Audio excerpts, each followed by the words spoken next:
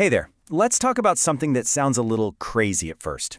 What if we could actually fight the global plastic crisis by turning all that pollution into a valuable financial asset? I know, it sounds wild, but let's dive into how it works. First, you have to understand the sheer scale of the problem we're up against.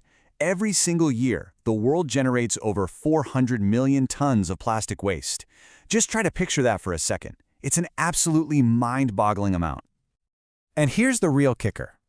Out of all that plastic, more than 90% of it is never, ever recycled. Nope. It just ends up in landfills, it gets burned, or, as we all know, it floods our oceans and natural spaces. So, to actually fix this mess, some experts have crunched the numbers, and they reckon we need a staggering $1.64 times trillion by 2040. That is a massive funding gap. And this, right here, is where that big, crazy idea comes into play.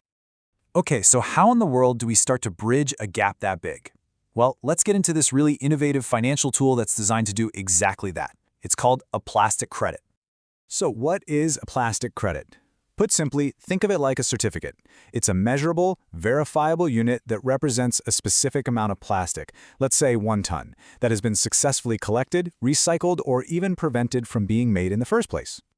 And this quote right here really gets to the heart of it. This is a results-based system. This is the secret sauce. Money doesn't just get handed out on a promise. Nope, it's only paid out after an independent third party has confirmed that real, tangible results have been achieved. The impact has to come first, and then the payment follows. Now, that sounds great in theory, right? But how does a pile of plastic pulled from a river actually turn into a financial credit that a company can buy? Well, the whole thing relies on this really rigorous, transparent cycle that builds that value, step by step. The whole process is built for transparency from the ground up. It starts with designing a project. Then, every single kilogram of plastic is tracked using digital systems. This is crucial. An independent auditor then comes in to verify that all that data is real and accurate. Only after that stamp of approval are the credits issued on a public registry where they can be sold to companies and organizations that want to finance this kind of direct environmental action. Now you might be thinking, how do we know this is all legit? Well, the system is built on trust and accountability. Every single credit gets a unique serial number, so you can't sell the same ton of plastic twice. All the project data is public. Everything is checked by independent auditors, and it's all tracked digitally. This isn't about good intentions, it's about hard, verifiable proof. And this is a really, really important distinction.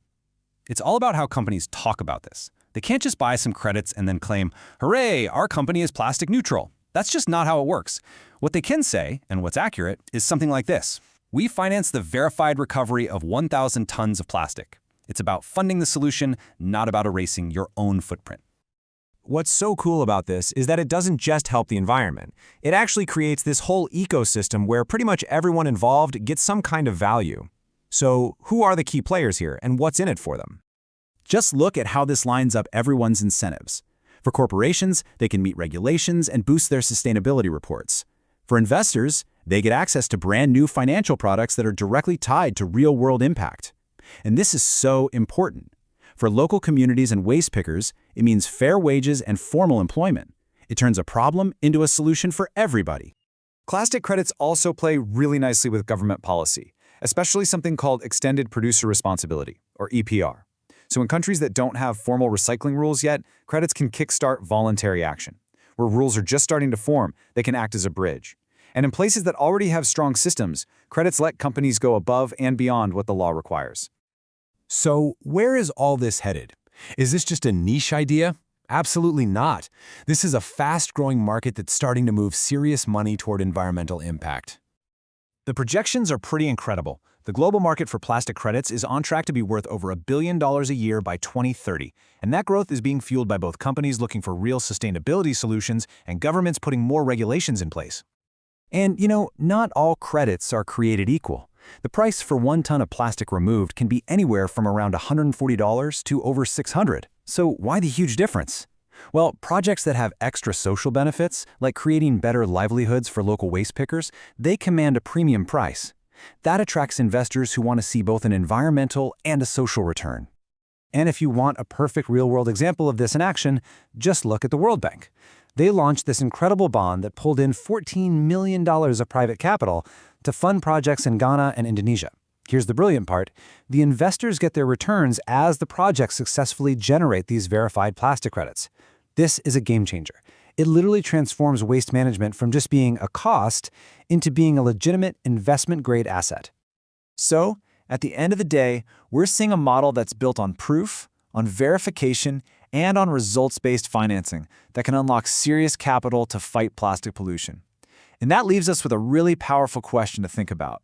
If we can do this for plastic, if we can turn waste into a valuable asset, what other huge global challenges could we solve with this exact same approach?